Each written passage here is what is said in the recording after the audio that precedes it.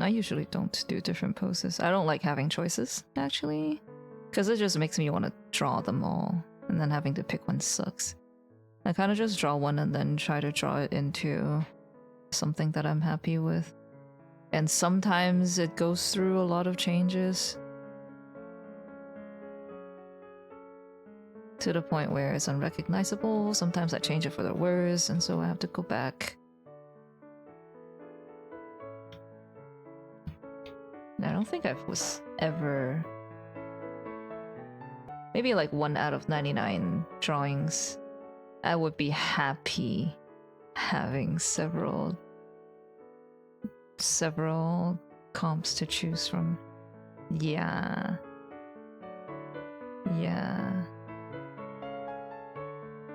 I need to do everything.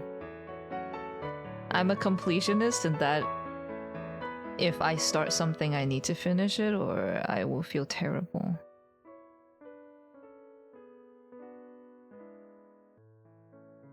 But because I know that's the thing with my brain, I try not to start many things. I try to do very few things because then I'll just feel terrible all the time. Would you make changes during line art? I make changes during sketch. By the time I go to line art, I want to not change anything. Sometimes I've made big changes in painting and that's super cringe. But I just basically have to tell myself, like, it's for the better, it's okay, the extra effort is gonna be worth it, it's gonna look good. But it feels terrible having to change anything further down the road than sketch. Yeah, there are so many. So many, too many. I hate it.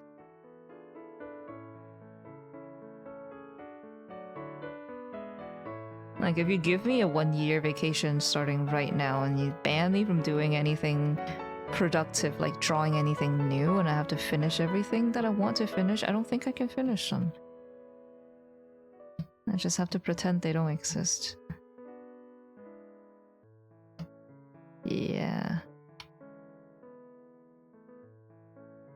I used to not have this problem because I used to actually legit just draw one sketch at a time, draw one thing at a time. I'm never working on more than one thing at a time.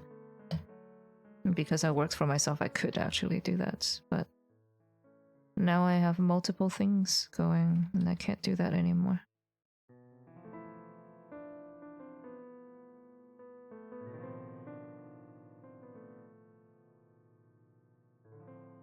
Those were the good days. Those days feel right.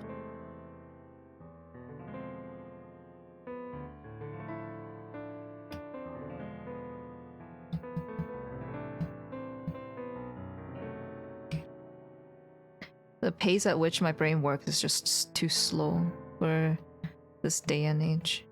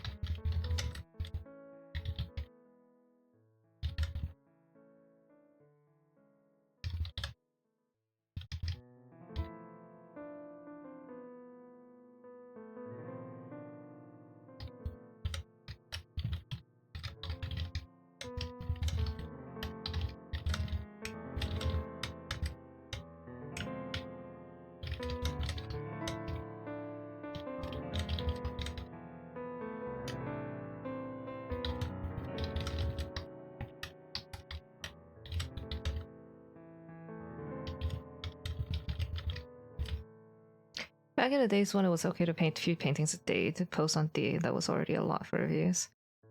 Today it feels like you have to do 5 times more, yeah. Pretty much. Because there's so much content.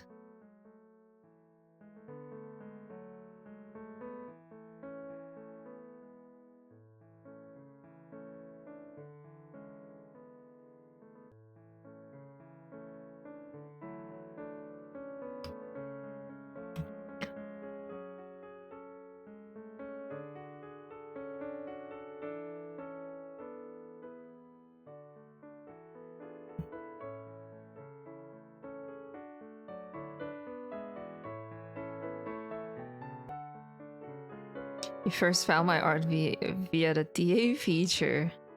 Hell yeah, DeviantArt working for me. I benefited so much from DA. I got so much exposure from DA back before they started doing weird algorithm stuff. Because nobody was posting arts. I was posting a lot of arts. And I had art friends.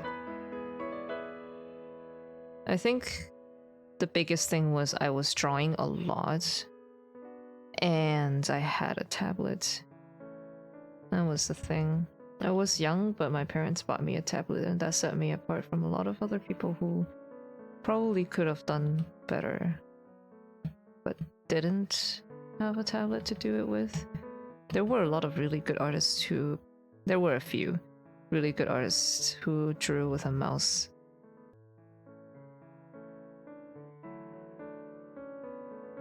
Feeling when your art made it to the top DA pop page back in 2008 was euphoric. For me, it was like in 2004 or some shit, or even before that. I was so privileged to have the exposure because of the way the lack of algorithm works. I built up so much more followers than everyone else, and so by default, if I post anything, it's free exposure. By default, if I post anything, I know for sure I will make it to the top page. Which is fucked up and unfair, but hey, I'll take it. Because I know that's the case now for others, and I can't do that anymore. It's their turn. But because of that, I got a lot of traction that someone else of equal or higher skill level than me could not have gotten purely because I had the numbers to begin with.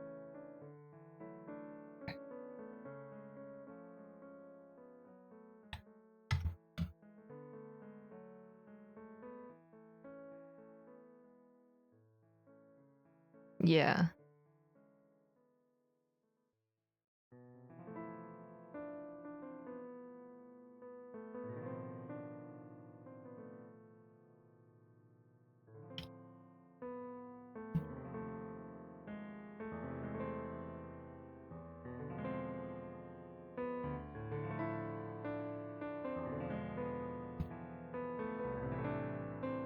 And again, this kind of thing is one of the reasons why when people ask me for tips on like, how can they make it as an artist?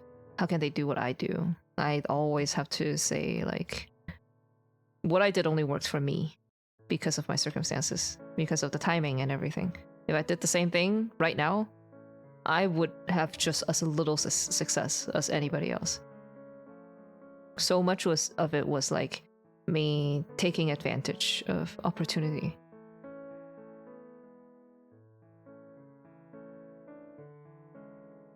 Daily deviation, yeah. Random ass features.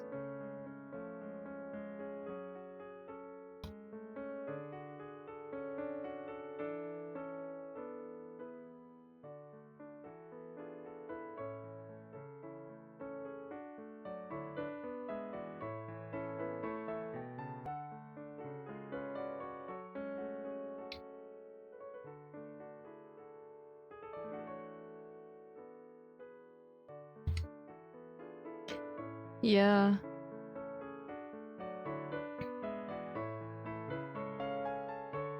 And especially now, right? When every social media has realized the power of influencers in steering content.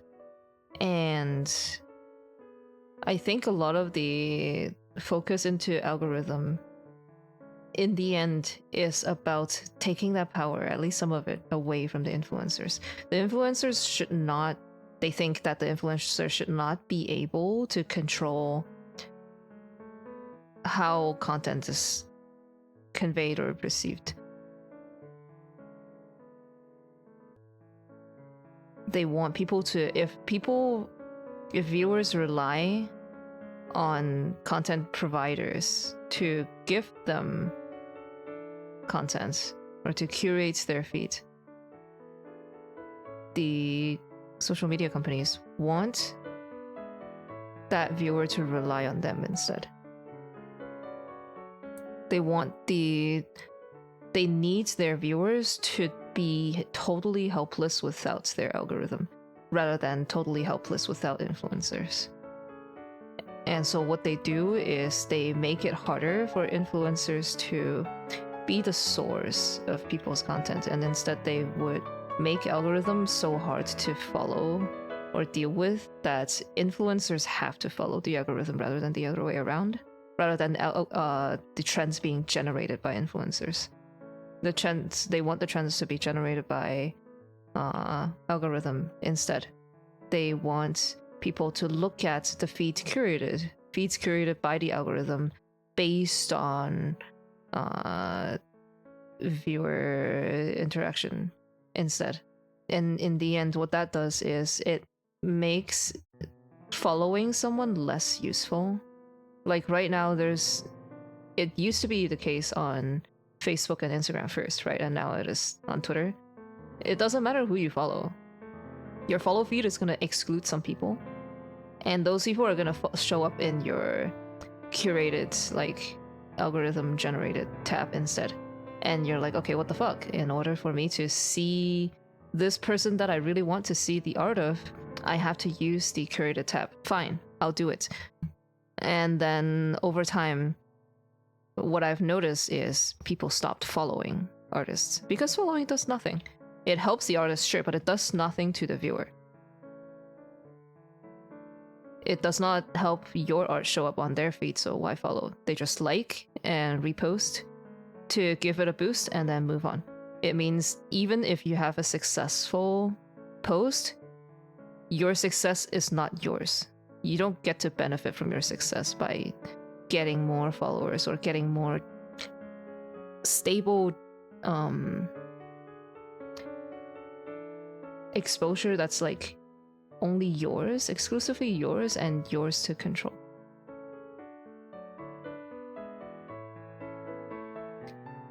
And if having followers doesn't mean anything, then the influencers have to, or the content creators now has to pay attention to how the algorithm works and try to post in adherence to how the algorithm works. And that means whenever the social media companies want the content to be swayed a certain way, they can just change the algorithm and people will have to follow that, rather than like the content creators can post so much in a certain way based on what's happening in the world in order to influence the trends and influence what people see.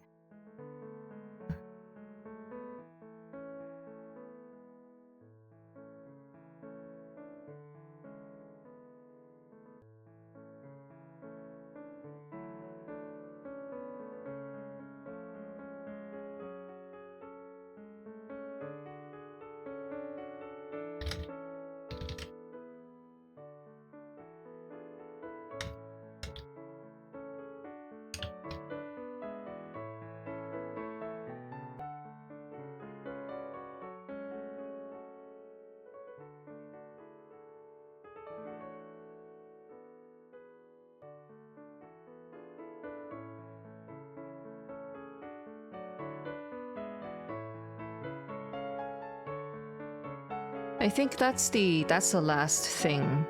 One of the last things anyway. Like a consistent style or something that people recognize as the person's art rather than just art. the way that we describe art as content kind of removes that agency or the connection between the art and the creator, right? It's just a separate thing that exists, and that's terrible, but that's what they want. And a lot of people who still kind of can hang on despite not following streams like me is they can do it because people stay for the person. They stay for the artist. They stay for the personality or the life of the artist through their art, right? I can draw all the gays, I can draw all the nice fabric and stuff, but you know, I think a lot of people can find random other artists who draw better than me, who write better stories than me, right? And the difference is they are not my story.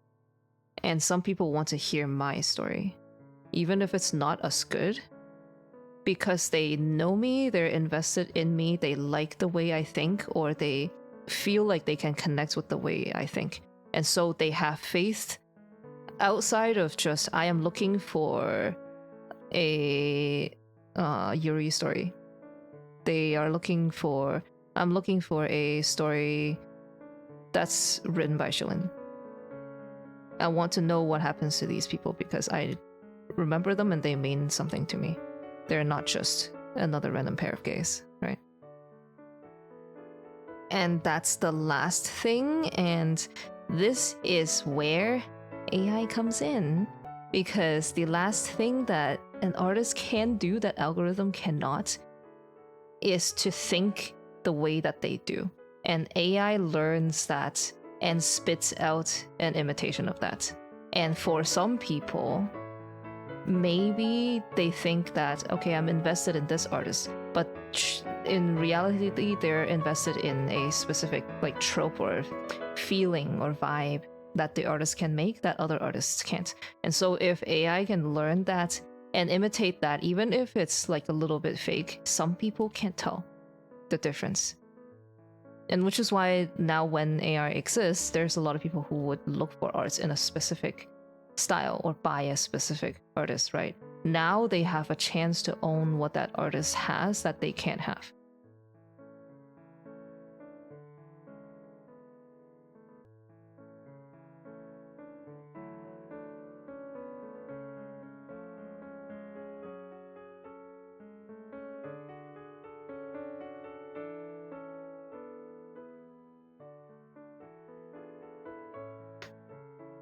Helps older artists that algorithms were built on that previous pre-existent data was popular. Yeah. You were the Schlim brand gaze and fabric. Yes. Completely unrelated. People tend to stick with certain products, aka creators, a lot after age. Yes. Yeah.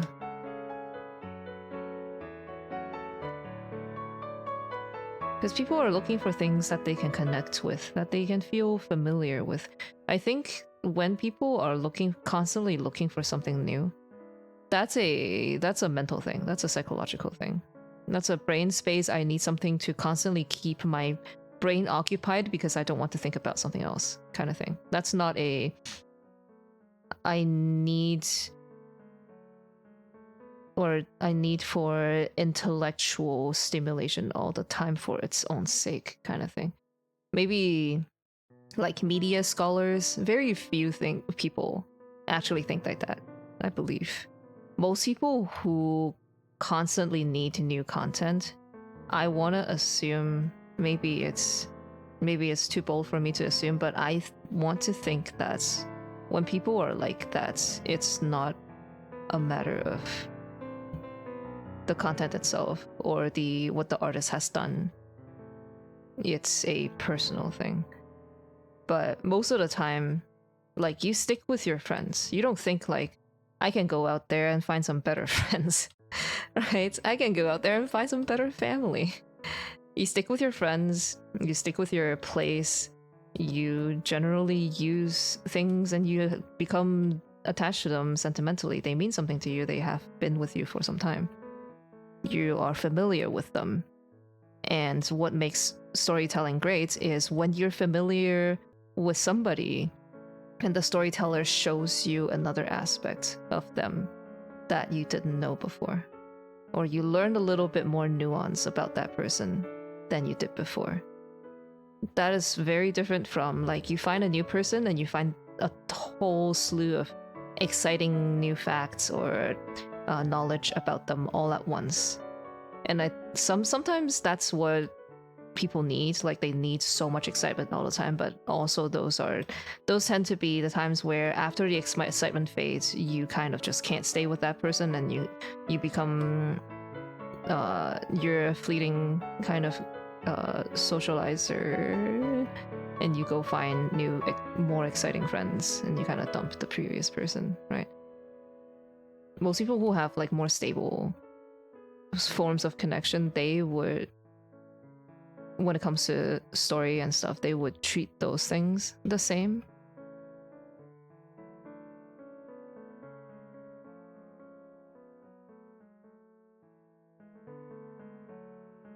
People after 30 are most wealthy and has enough free money to truly support artists in the long term. Maybe.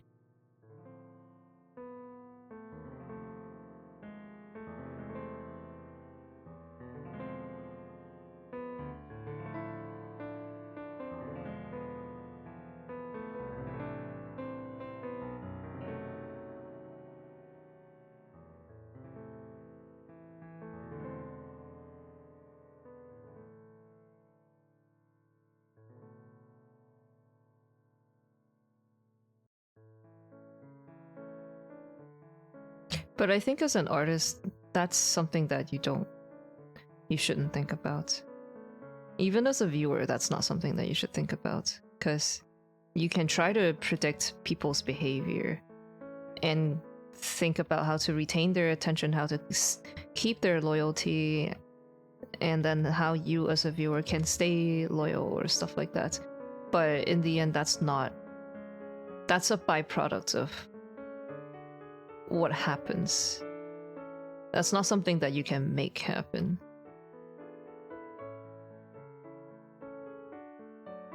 Like, I cannot tell you how many people I know have genuinely told me that they will wait forever, they will never stop reading the story because they love the story that much, and they mean it. I know they mean it. They believe it. But what they don't know or didn't take into account is everything that will happen in their life after the fact. What they said. And no matter what people say, the artist in the end is left to deal with the result of whether or not they can retain that audience. And a lot of it is not within their control. They can try to remind people as much as possible. They can try to create as much content as possible. But the fact of the matter is people's lives go on, right? And depending on what kind of audience you have developed, like what kind of people your work appeals to, some of that, some of those people will stick around. Some artists will get very loyal viewers, but some other people whose art and content does not quite work the same way, they will have a lot of trouble. And that's when you as an artist, you have to pay attention. It's your job to pay attention to what kind of audience you have, how it's shifting, how it affects your life and your livelihood or your art career, and adapt to it. And sometimes adapting to it means quitting.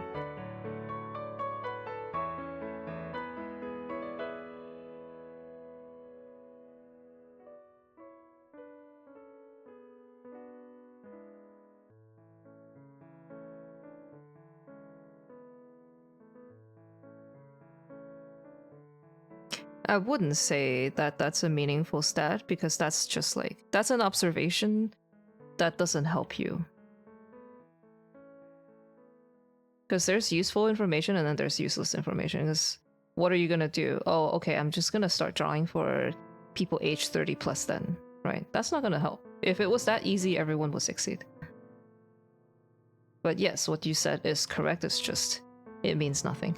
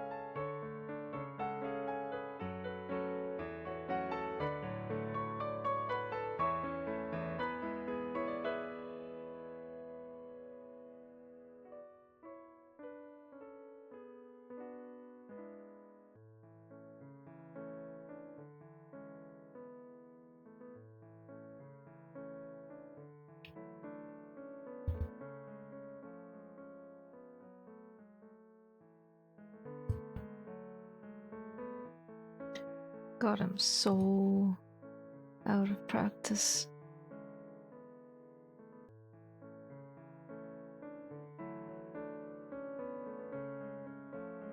You've had dinner. Oh shit, it's 6 p.m. What the fuck? And yes, it is a lizard.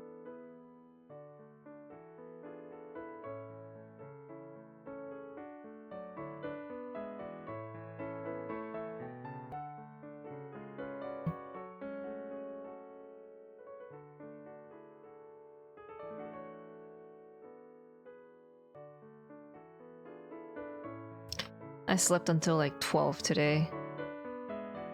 It was so good. Hopefully I get another good long night's sleep.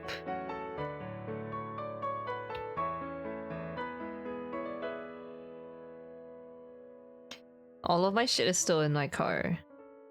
I haven't unloaded them, but fuck that. I cleaned. I had food. I took a shower. I did the laundry.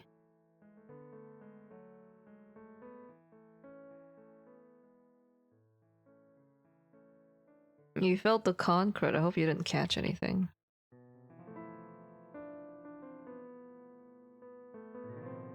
Thankfully, so far it doesn't feel like I have caught anything. But I was in the safety of my booth. You had to be out there in the trenches. I was thinking about the whole, like, the convention feeling a little less lively this year. I wonder if it's because of the North Building. Because there's another building that's so close by now rather than... And then all the game stuff is happening there.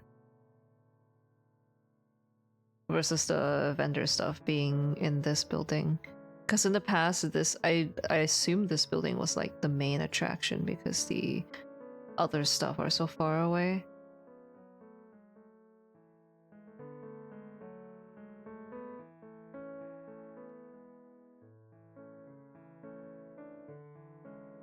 And the other building is nicer.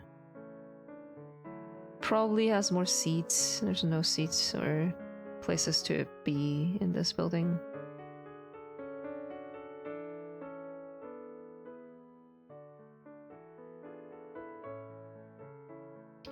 Yeah.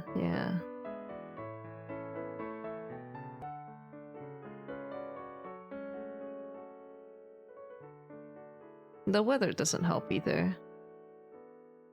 Because in the past, if there was rain or stuff, people would just come into the South building, but now they have a choice. And now they can stay in the North building if they want.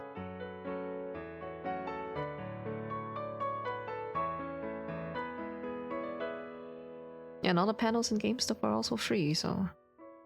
Shit over here is not free. Depends on what you want to do. Yeah, sure, but I assume that not a lot of people just come here to buy stuff, right? I assume most people come here for like some panels. Some guests. And generally just hang out with friends. I think conventions is a nice hangout kind of event. You just walk around and chat all day. Stay in line, stand in line, chat all day. Wait for the bathroom, queue, chat all day. Stand in line for food, chat all day. I'm beginning to see like the line con aspect of events. Because I used to be like, why the fuck do people go to events if most of it is just standing in line? Like if you go to a food festival, you stay in line 45 minutes for one thing. If you go to like Six Flags, you stay in line for 45 minutes for one ride. Sounds like a huge waste of time, and then I realized, oh, that's right. People have friends, they talk. Line simulator offline local co-op, yep. Alright, I got it. This is what needs to happen for Dawn Trail. We just need to be in voice chat while we wait for 5 hours to get in the game. Wow. It's just that easy.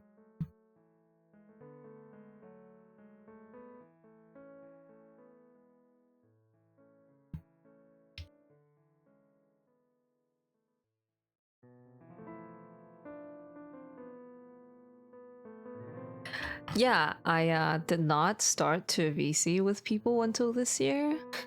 I only voice chatted when we needed to raid or there needs to be a meeting. Like, I never used to sit and chat and just hang out with people. So it never crossed my mind that you could do that. And then when I first saw people doing that, I was like, that's so weird. People just like, they just go into a VC muted, they say nothing. They sit there and they listen and then they leave. And I was like, you can do that? If I knew you could do that, I would have been doing that for years.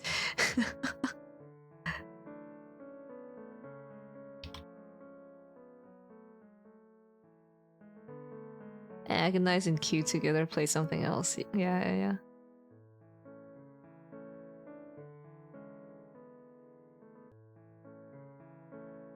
Yeah, I know that now, and I do that now, and it's actually so nice.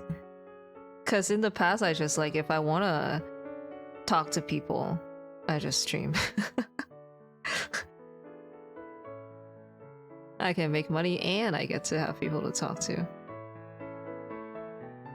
But now I'm like, do I want to stream or do I want to sit and voice chat with friends?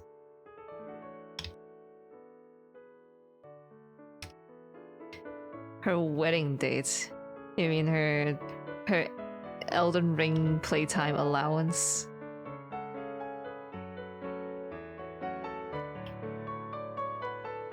See, okay, Uja, this is the thing. What you did fail to do is you failed to get all your cousins to play Final Fantasy XIV. So they would never do this.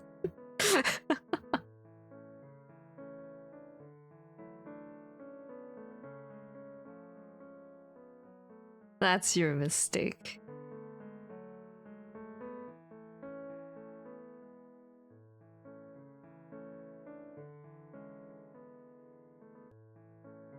But yeah, the wallflower thing, I think it's a lot of Zoomers that taught me that. Because it's so normal for them. Like, straight up somebody would be like, I'll be right back. They will leave, and then like 5 minutes later, and they're like, okay guys, I'm on a bus.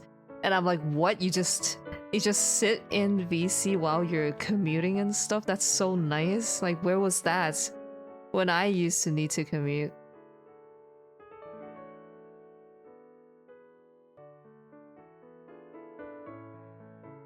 You stole all the gamer genes. Wow.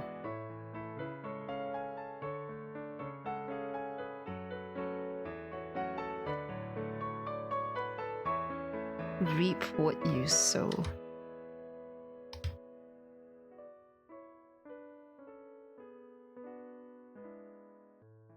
But also I can see why this kind of environment makes it so that people don't really know how to be by themselves. Like, they get so bored out of their minds when they don't have any kind of like external stimulation in the form of entertainment or like chatter. Because I'm so good at just sitting by myself for hours because my brain can just concoct the things that keeps me entertained. It's how I write all my stories and stuff.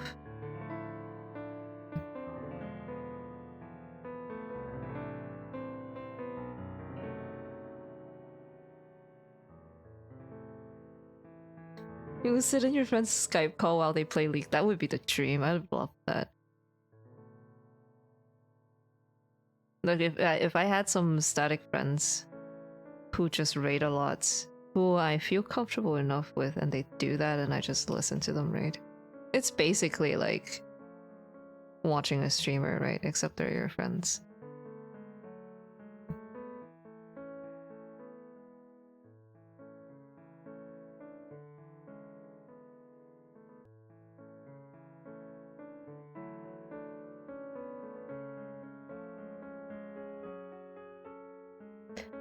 Yeah. Sometimes the people white noise is nice.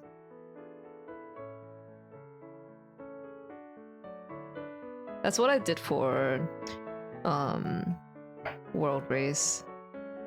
Because for some reason they always happen around the time and I need to do a lot of things offline/off stream.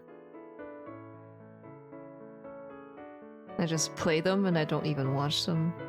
I just listen to people do callouts and stuff while I pack like 5 million books.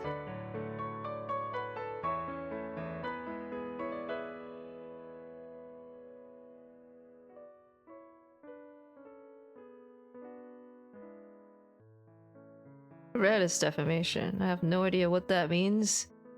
I remember the entire callout.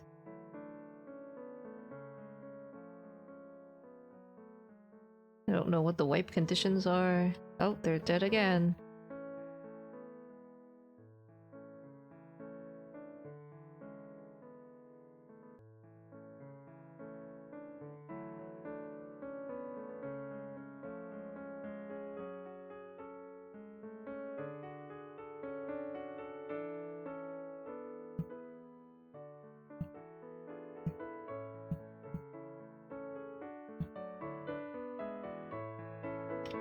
I think Top's P6 transition is like the worst thing ever. I wish it just went from Blind Faith directly into P6. I wish it worked out like that somehow. Because when there's nothing to do, that's when I get nervous. But the moments I get into, the moments the fight starts, I forget. Because I can actually think about what I need to do.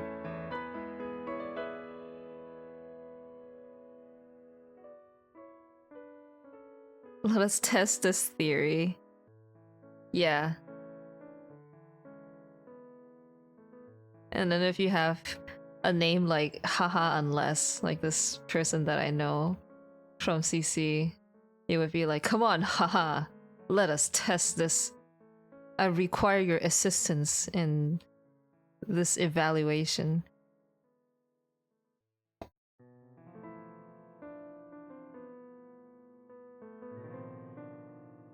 My brain needs to think about stuff.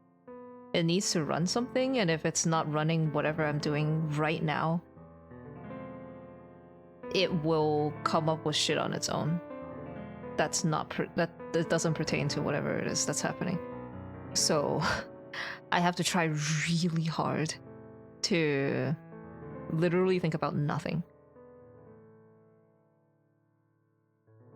And tell myself the first mechanic, and the first mechanic only. Like the first 1 skill or 2 skill, because if I let myself breathe and think, I'm gonna figure out what the first mechanic is. Or the first button of my rotation. So pauses and like any sort of interruption is lethal to me.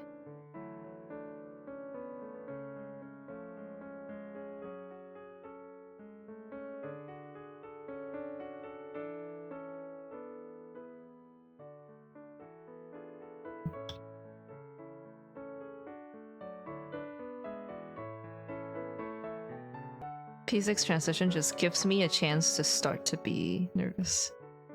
If there was no transition, I'd be fine. Because in Omega, I'm fine. And it will continue to be fine.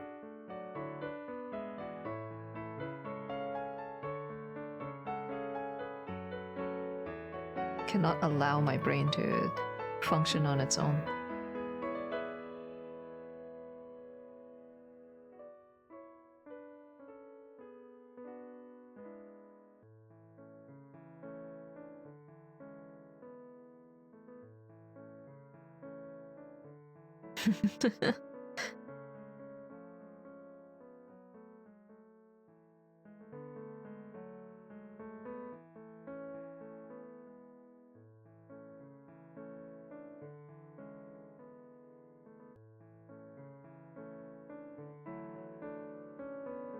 Okay, the first thing I have to do in P6 is it's a little scary because I feel like if I'm a little bit late, if I press one button wrong, I will risk fucking up the LP.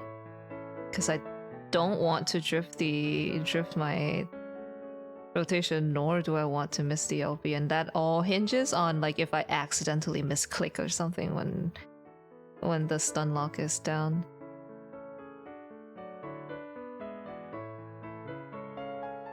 I think I hate that part the most.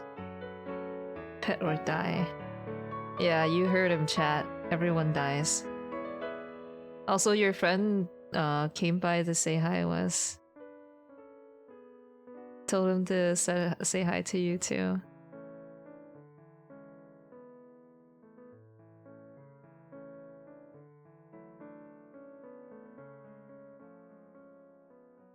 You'll take the die option. You don't want to pet cat and bird? Wow, I didn't know you hate me so much. Holy shit. What a way to find out.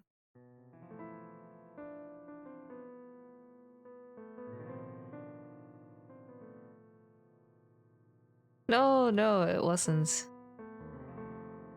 Maybe I was, but, you know, your friend's chill.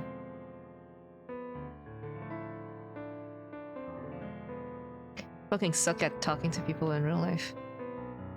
Especially at a con, because you have to shift between being formal and thankful and like not so formal that they feel weird.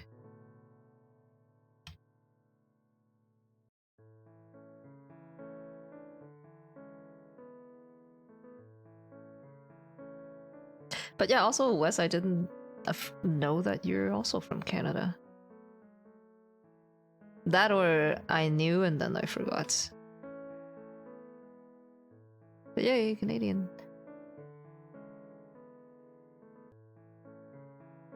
Way too many. Everybody who plays 14 is either in CA as in California or CA as in Canada.